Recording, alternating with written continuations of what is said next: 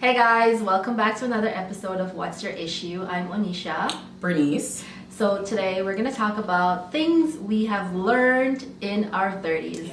Yes, we know we don't look it, but we are in our 30s. We're grown now, big women. Yes. Here, and we've been through some things. Life has thrown some curveballs at us, and experience teaches wisdom.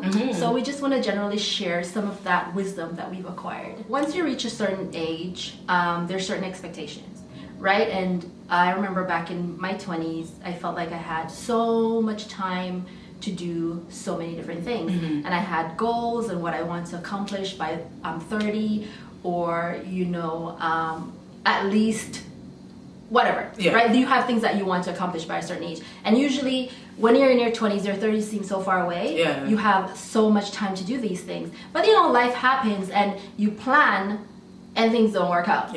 So I think for us, one of the biggest thing that we've learned in our 20s, in our 30s, is that what other people expect from you and what you expect from yourself are two different things.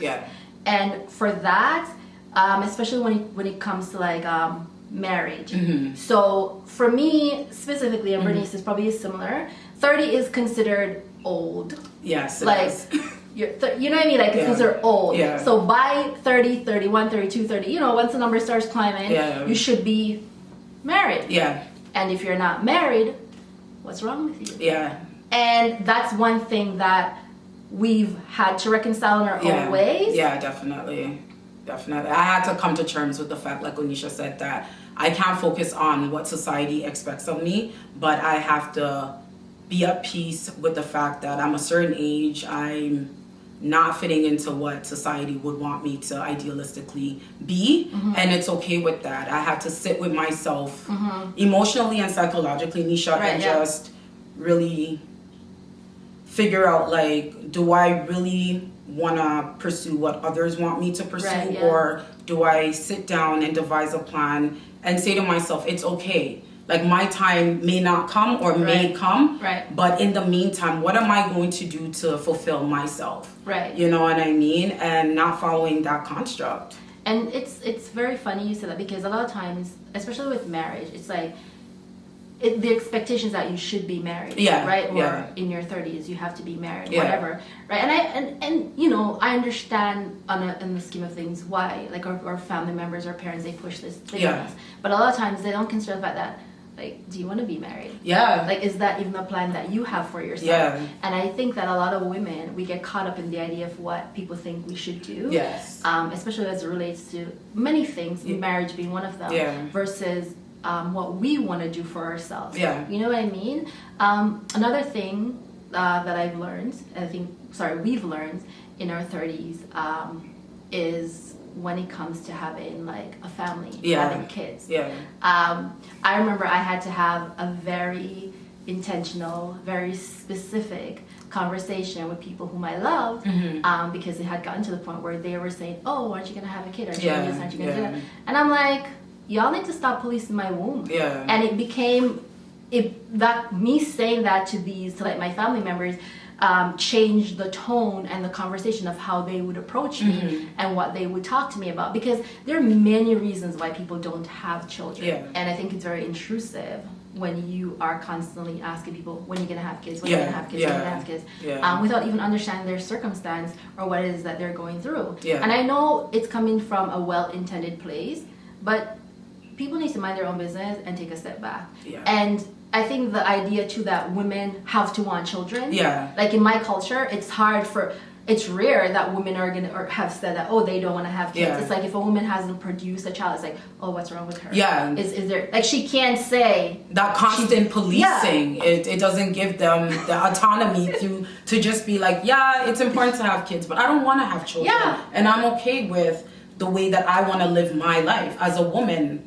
Yes, that's a gift that we have, but I don't need to follow through on that if it's not a choice of mine, And another thing with kids in your 30s, that once you reach your 30s, you feel this pressure, right? Everybody talks about, oh, the biological clock, the biological clock. You have to have a certain age, kids by a certain age, or X, Y, and Z might happen. And you know, there's that overwhelmed sense of like responsibility, and if you're not if you're not ready, if you haven't even like gotten the other things in place that you want to get in place, and that includes finding a good partner, you might be like forced or coerced by your family members and by people of your community, people who say they care about you, to make a decision that you're really not prepared for. You know? It's definitely true. So for our point of view, it's like kids will happen in your own time when you're ready, and let it be your decision. Right? It's true. And then another thing too is just also having kids, like without following through on the marriage thing, Nisha. That's another thing. Like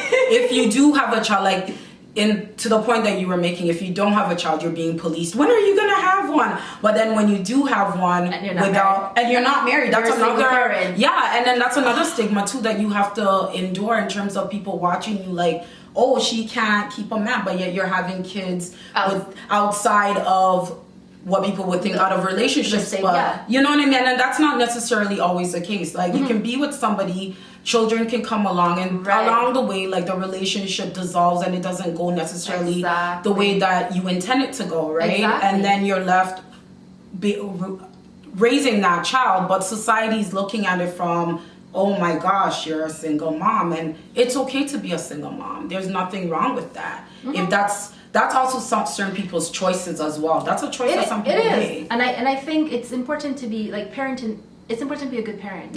Right? Like some people don't have the option to parent with someone else. And they just simply have to make the best of their circumstance. Exactly. Right? So that's that thing. And it's okay, guys. Like you just have to make that choice that defines you and your happiness. You know? So another thing that we've learned in our 30s is that it's okay to start over. Now this is a big lesson for myself and myself too, right? For both of us, because I am a planner and I've always had like things organized, like things on track. No, like in reality. No, I mean that too. Like I'm like conceptualize. It's written down. I'm like I'm working through this one. And you know what? And things happen. Like things come along that you don't plan for, that you're not aware of. And it happens, and then you're left wondering, holy shit, like I'm gonna start over. And when you've reached a certain age, when you're in your 30s, that is a very, very real difficult thing to even conceptualize. And so starting over. It's like, how do I start? Where do I begin? You know, redefining yourself, who you are, learning about yourself, different things now that you like. Versus back then, certain things that you like, you no longer aspire for anymore. Even friendships, Nisha, like reestablishing friendships, relationships, every aspect of your life. It seems difficult, but it's necessary and it's needed because you need to have that growth, that learning process, you know? And and it's not the end of the world. Like it's hard because especially if you have made these plans and you have these goals and you're on a path. But it's and that makes it challenging to start over. But it is not the end of the world in the sense that there's a sense of learning. Definitely. There's a sense of rediscovering who you are. And one of the biggest lessons for me that I've learned is that at this time, like in my 30s, I can own who I am. You know? I can the decisions that I make, the things that I want, that's because that's generally what I want as opposed to what other people want from me. And then I've taken on the responsibility and, performing to other people's standard. It's like, I'm doing this thing. It's because I want to, and I can say that. And I don't feel no way about it because who's going to check me? And also, too, you've had time, right, Nisha, to really figure out who you are. And set certain boundaries and actually follow through. Like you said, you're a planner. You know, you like to have certain things a certain way and organize. So you've had to take that time to really be like, this is my new platform or my new, blueprint of how I want things to be. And if I make this decision now at this age, I'm going to be okay and comfortable with it and nobody's going to take that away from me. Right? And I think that's very important in like reaching a certain point in your life and just being able to be like, okay, I'm going to make this decision regardless of how you feel about it. We need to get away from trying to convey what society and other people want and just really start living for ourselves and defining ourselves. And being a certain age, especially in your 30s, is that time where it's like, yeah, why not? You know, I'm going to take myself away from certain things and just begin to really define myself. And who don't like it needs to get cut off and blocked. And that's just life. So there are many lessons that, you know, life throws at us. And it's really for us to see the value in them. Something that you might think is a setback can be a blessing for you. And sometimes you just really need to listen to what is happening around you in the here and now. You know, sometimes we get so caught up with chasing things and chasing what should be, what could be, you know, and look into what other people have and comparing where you are in your growth, your journey to what other people have. And that is, everyone's journey is different. Like that's not feasible. Like I can't look at Bernice's journey and be like, oh my God, you know, those are things she has, I wish they were mine. Like, no, this is for her. It's not for me. We all walk our own paths, you know? So if there's anything that you guys get from this, I think it's just to know that where you are right now is where you need to be. There are things that you can change, but what isn't in your control really isn't in your control, and let it be. You know, and the things that you can't change, Oneishea made a really good point. Write certain things down and just try to even just plan. You know, that helps in terms of trying to make certain small changes that can help you later on down the line, you know. So let us know what else you guys, if you guys have any life lessons, if you're in your 30s, anything that you've learned, you want to share with us in the comment section. Obviously, we welcome talking to you guys and engaging with you guys. Yes, guys. So like, subscribe, and share. And thanks, guys. Bye.